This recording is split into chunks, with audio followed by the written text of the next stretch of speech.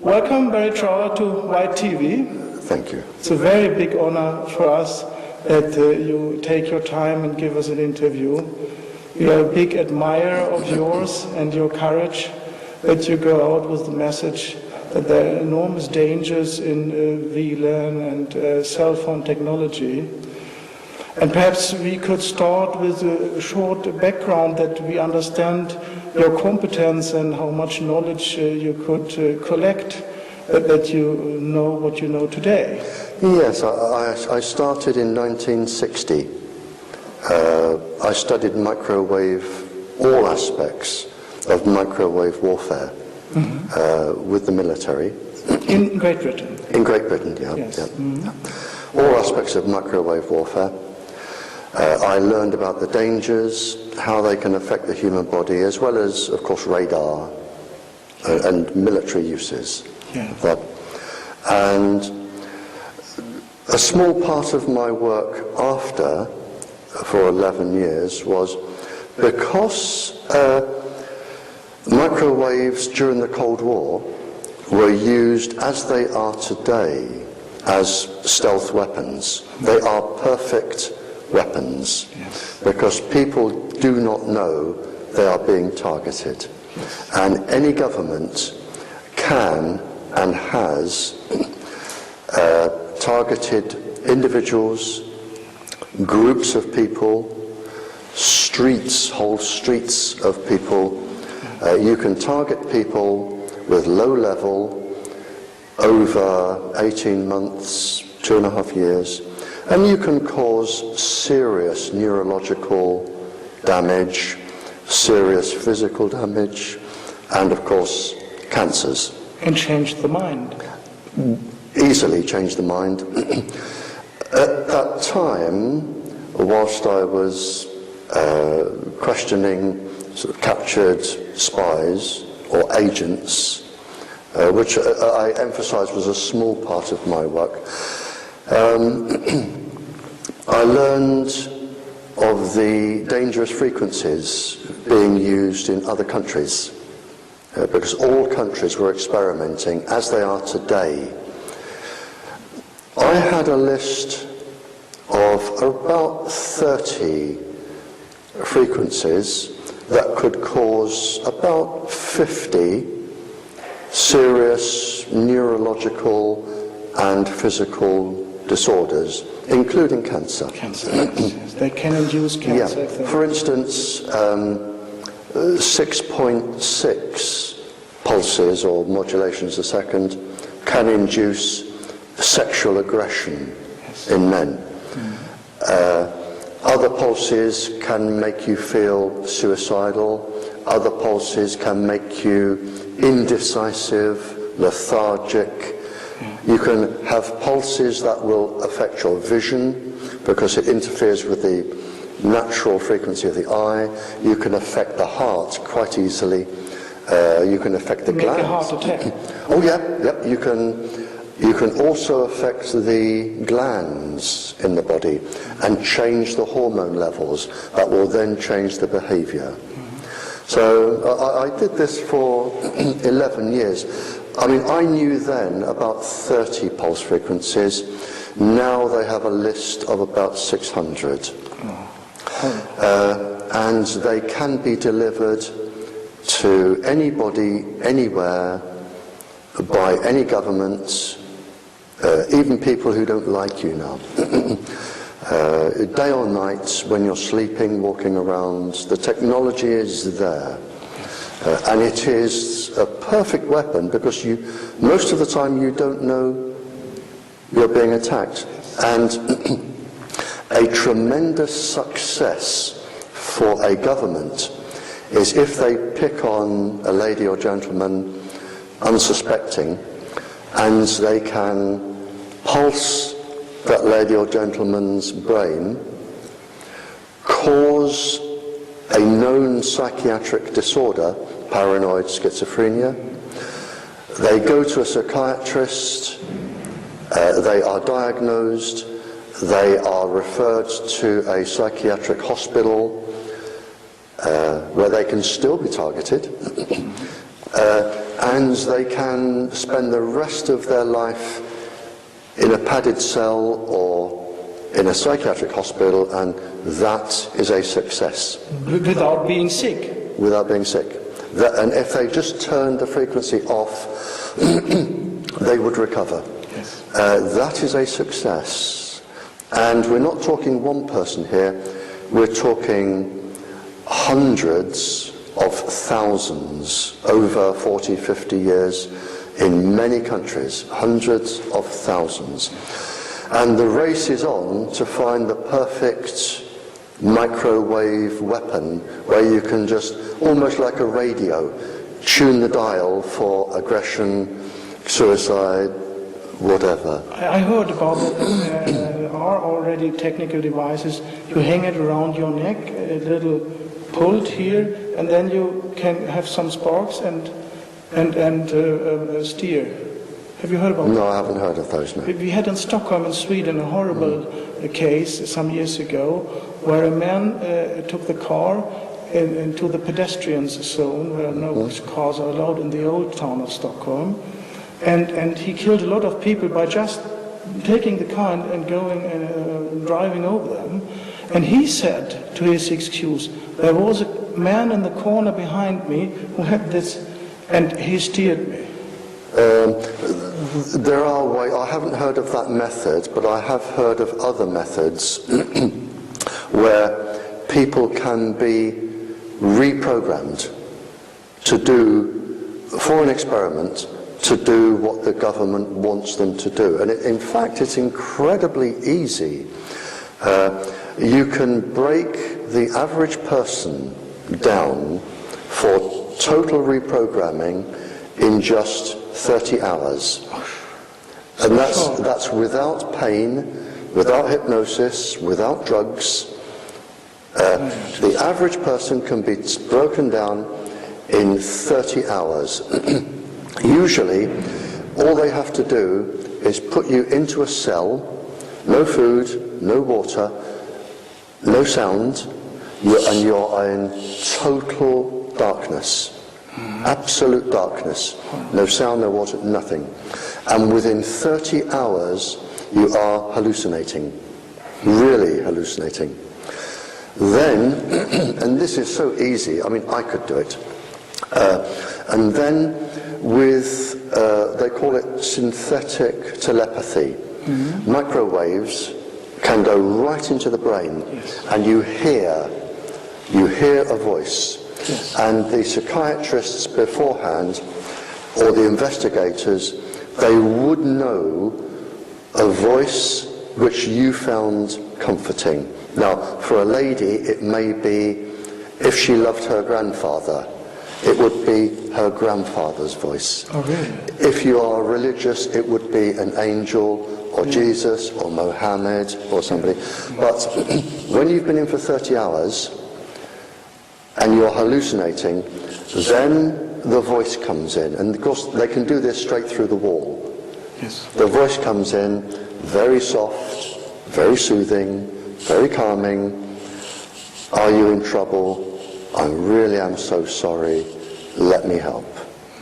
And over months or years, however long it takes, you will come just to rely on this voice.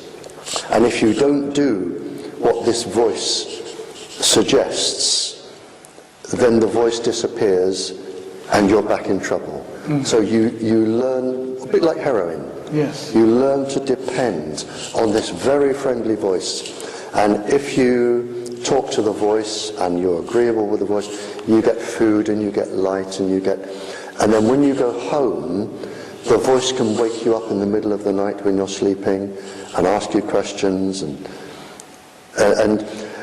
then once you are absolutely, totally dependent on the voice, like heroin, it can say, now, the problem that you've been through was caused by, and it could be a religious sect, it could be a group of people. Yeah, they always come with a false.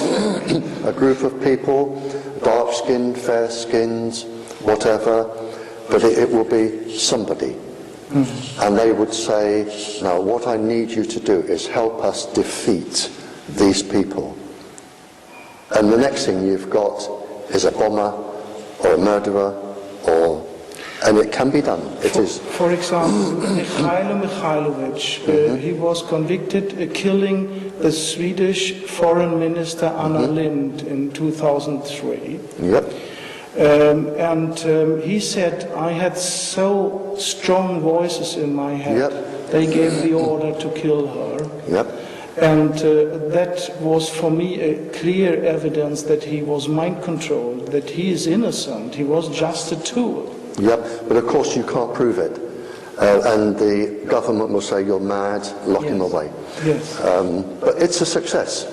And if you wanted a single person, all you have to do with the person is say, well, the only person stopping you reaching a normal life is Mr. Smith. And as long as Mr. Smith is alive, you are going to suffer this. And it's very easy. It's very easy to reprogram a brain. Very easy. Yeah. I mean, religious sects do it sometimes to convince people. Look at the big mass suicide we had years ago. I forgot, in America. Waco. It's very easy to retrain a brain. Yes. Very easy. Yes, for me, my research shows clearly that Waco was also a mind control operation. That is for sure. And even Timothy McVeigh, the Oklahoma bomber, he was at those doctors making mind control and reprogramming. Yeah. But it's easily done, and of course the difficulty is finding out which people are having their minds changed by an agency deliberately, and those that really hate people and want to kill them anyway. But of course it is a perfect weapon for that, and it's been going on for a while. Is it possible to use it on any human, or are there some groups which are more difficult to remote control? No, I think there are groups of people that it won't work on. I think so too. Yes. And I know this when I was, I use the word questioning, but when I was talking to spies and agents and international criminals and terrorists, it was over a cup of coffee, and I spoke to them as if they were ladies and gentlemen, like I'm talking to you.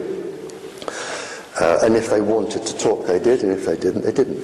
But over the years, 11 years, there was only one that I never, ever managed to get anything from at all.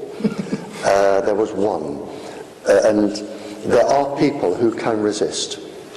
Had you a clue how he managed to succeed? No, but there was one, and he was just totally, would not give anything away, absolutely nothing. And we would sit over coffee and have conversations, ordinary conversations about anything, the weather, football, anything, and he would give nothing away. Was he from Eastern Europe? No, he's from Ireland. He would give nothing away. Interesting, because in Eastern Europe they had advanced technology to shelter against mind control. But interesting. Yeah, but he would give nothing away. That is a little comfort because they can't get anybody, but they can. The majority they can use and reach. I'm trying to think of the percentage. I'm trying to think of the percentage of people who could be really, really programmed, and I can't actually. It's probably quite high, but there will be a group who cannot be programmed. There will be a group. Do you know about the goal? Is there a goal to program anybody? I know with one of the programs over a 40-year period, they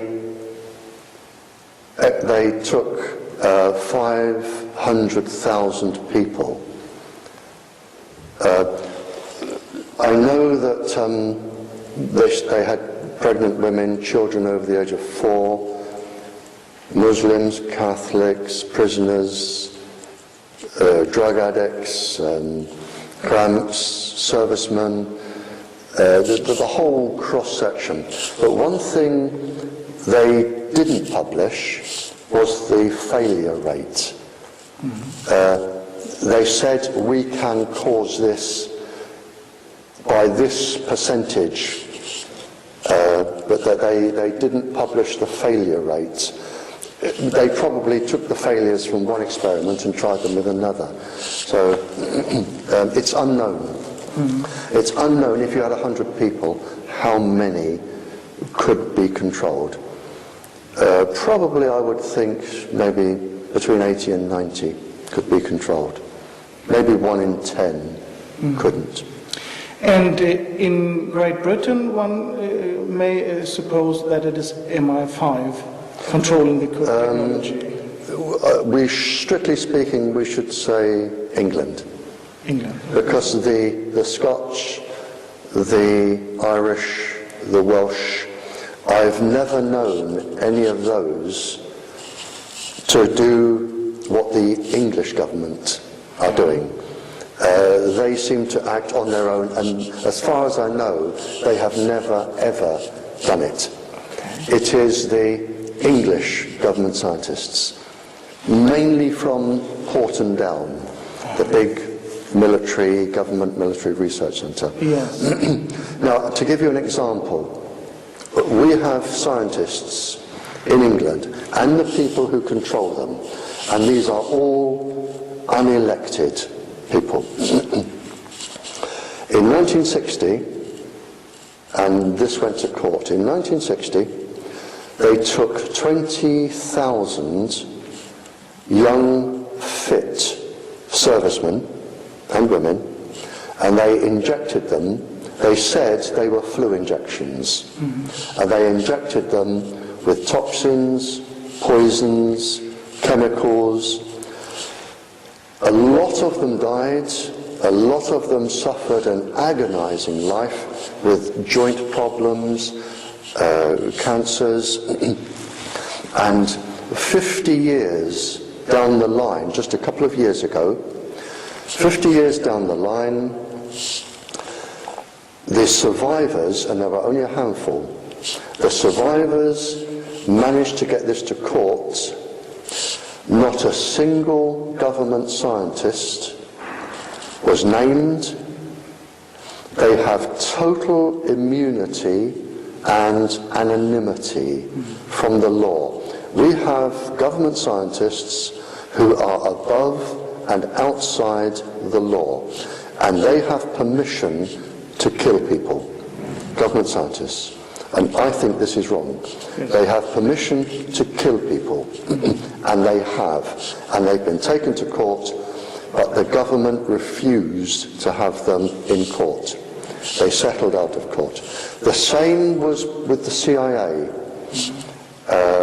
MKUltra is a good example. The CIA with the Canadian government. Yes. The McGill University. They were taken to court. Again, it took 50 years. Only a few people survived, and they refused to go into court and talk. They said it was government secrets, we're not going to tell you. And the survivors were paid a bit of compensation, and that's it. Not a single government scientist has ever appeared in the dock, and they have killed hundreds of thousands. Yes. Do you know something about